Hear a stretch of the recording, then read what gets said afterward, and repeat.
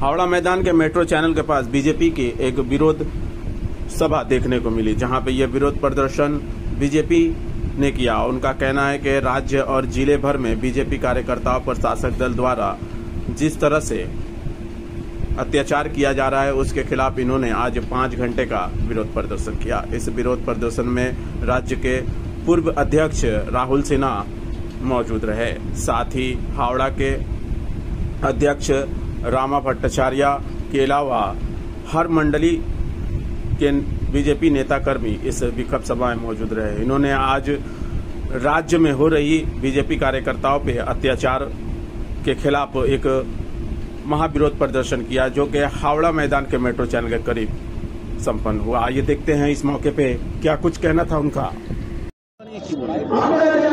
আইন শৃঙ্খলা বলে হাওড়ায় তো কিচ্ছু নেই, সারা পশ্চিমবাংলায় নেই।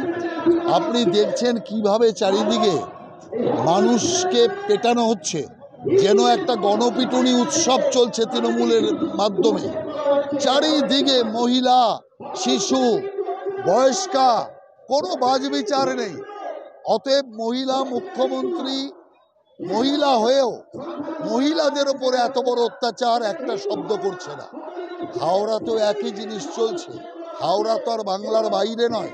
সেই জন্য আমি মনে করি সারা রাজ্যের এবং হাওড়া জেলারও আইন শৃঙ্খলা সম্পূর্ণ ভেঙে পড়েছে। অতএব এর কোনো অন্য রাস্তা তৈরি করা দরকার। আমি মনে করি মমতা ব্যানার্জি স্বরাষ্ট্রমন্ত্রীর থাকার যোগ্যতা হারিয়েছে। অতএব পুলিশ মন্ত্রীর পদ থেকে এবং স্বাস্থ্যমন্ত্রীর পদ থেকে অবিলম্বে মমতা ব্যানার্জির পদত্যাগ করা দরকার। তার কারণ উনি না চালাতে পারছেন স্বরাষ্ট্র মন্ত্রক, না ঠিক করতে পারছেন আইন শৃঙ্খলা, না মানুষকে হাসপাতালে সুযোগ সুবিধা দিতে পারছে। এই আন্দোলন লাগাতার চলবে। এরপরেই আজকে যে জেলার কার্যক্রম হলো, প্রতি বিধানসভা তার নিজ বিধানসভা ক্ষেত্রে অবস্থান বিক্ষোভ করবে এই দাবিতে। এরপরে এই প্রক্রিয়া শেষ হয়ে গেলে আমরা কর্পোরেশনের সামনে ঘেরাও করব। যে নাগরিক পরিষেবা পাওয়ার অধিকার আছে হাওড়াবাসী, সেখান থেকে তারা বঞ্চিত হচ্ছে। এবং শুধু এইটা নয়, আমরা এরপরে জেলা শাসককে ডেপুটেশন থেকে আরম্ভ করে পরপর যে কার্যক্রম এরা লাগাতার চলতে থাকে। আইন শৃঙ্খলা বলে হাওড়ায় তো কিচ্ছু নেই, সারা পশ্চিমবাংলায় নেই। আপনি দেখছেন কিভাবে চারিদিকে মানুষকে পেটানো হচ্ছে, যেন একটা গণপিটুনি উৎসব চলছে তৃণমূলের মাধ্যমে।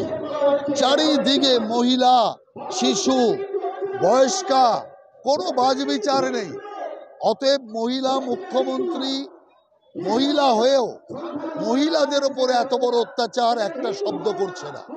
হাওড়াতেও একই জিনিস চলছে, হাওড়া তো আর বাংলার বাইরে নয়।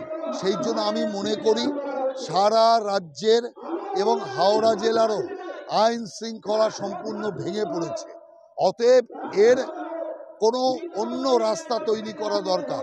আমি মনে করি মমতা ব্যানার্জি স্বরাষ্ট্রমন্ত্রীর থাকার যোগ্যতা হারিয়েছে। অতএব পুলিশ মন্ত্রীর পদ থেকে এবং স্বাস্থ্যমন্ত্রীর পদ থেকে অবিলম্বে মমতা ব্যানার্জির পদত্যাগ করা দরকার। তার কারণ উনি না চালাতে পারছেন স্বরাষ্ট্র মন্ত্রক, না ঠিক করতে পারছেন আইন শৃঙ্খলা, না মানুষকে হাসপাতালে সুযোগ সুবিধা দিতে পারছে।